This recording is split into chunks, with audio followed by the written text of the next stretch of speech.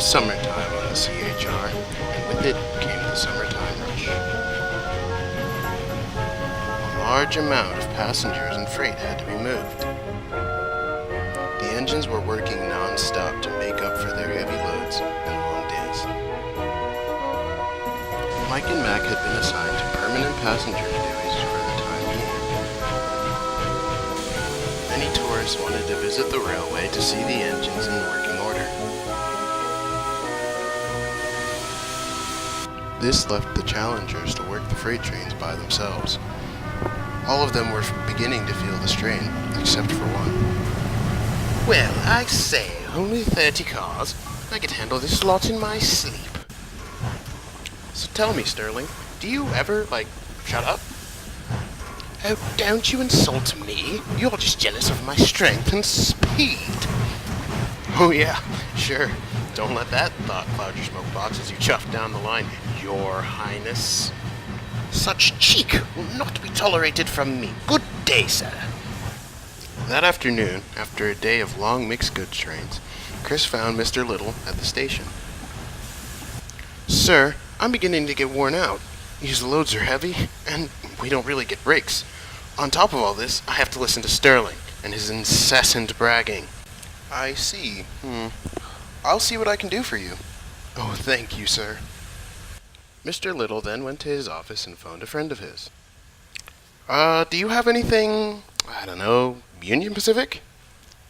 Nothing Union Pacific steam. Okay. Oh, you have one of those? Really? That will work wonders. Thank you. Mr. Little then met Chris before going to the sheds for the night. Chris, I think I've solved your problem. Which one, sir? Both, hopefully. The new engine will be here tomorrow, and I need you to welcome him. Oh, yes, sir. Thank you, sir. The next morning, the new engine arrived. He was an 8,500 horsepower gas turbine, sent from the shops at Laramie. He looked very strong. Hello there, big fella. And your name is? Call me Jason. Alright, Jason. Welcome to our railway. My name is Chris.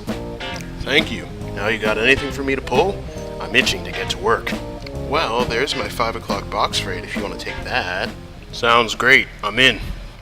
When he arrived, the train was waiting for him, among others, in the packed yard. He coupled to his train with a blast of his horn. He was off. Within minutes, he was charging down the line at full speed.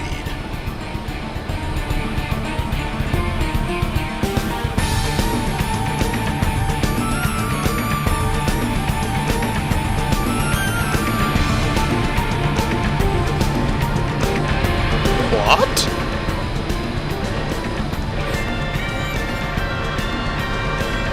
Who on earth was that? Later on, Sterling caught up to Jason in the yard. Well, that's the most showboating I've seen in a long time. Leave it to a haughty diesel to do something like that. You talking to me? I'm not a haughty diesel. I'm a gas turbine. My name's Jason, thank you very much. Well, my name is Sterling, and I'll have you know that I'm the pride of this line. I am the strongest and best locomotive in the fleet. Please, you think you're so tough? Try pulling the same loads I do. Is that a challenge? I do believe it is. Alright then, you're on, hot shot. A week went by and the challenge was set. Mr. Little had organized the whole thing as a publicity event. As you can see, each engine has a train of exactly 100 coal hoppers. The engines will be taking 2 separate but equal paths to the main line until they reach the end point. I must stress safety, you two. Do not injure yourselves or others. Is that clear? Yes, sir. Alright then. Engines couple up. Get set. Go! With a puff of steam and a large black turbine cloud, the engines were off. I'll show that stuck-up gray goose what pulling power is.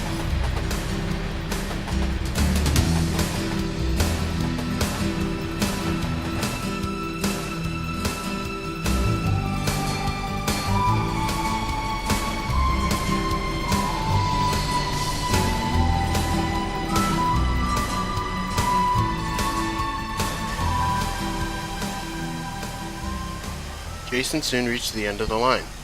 He had won the race, and now waited for his rival at the finish line.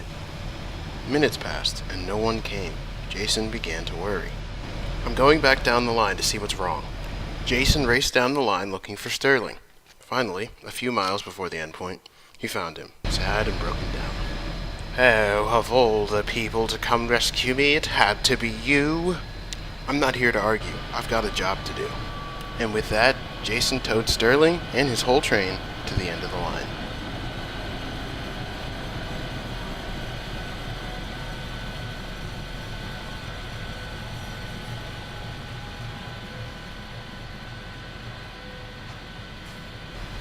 When Jason reached his destination, it was nearly dark. He was quite worn out from having to haul Sterling and the whole train to the yard.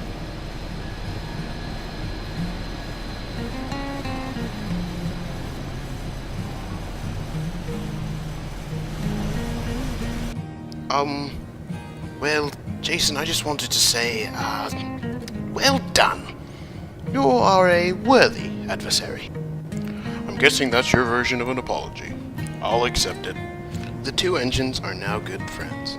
Sterling knows that he doesn't match Jason in every aspect, and Jason knows the same about Sterling. Each one can bring something to the table that the other can't, and they are fully accepting of this fact and are able to live in harmony.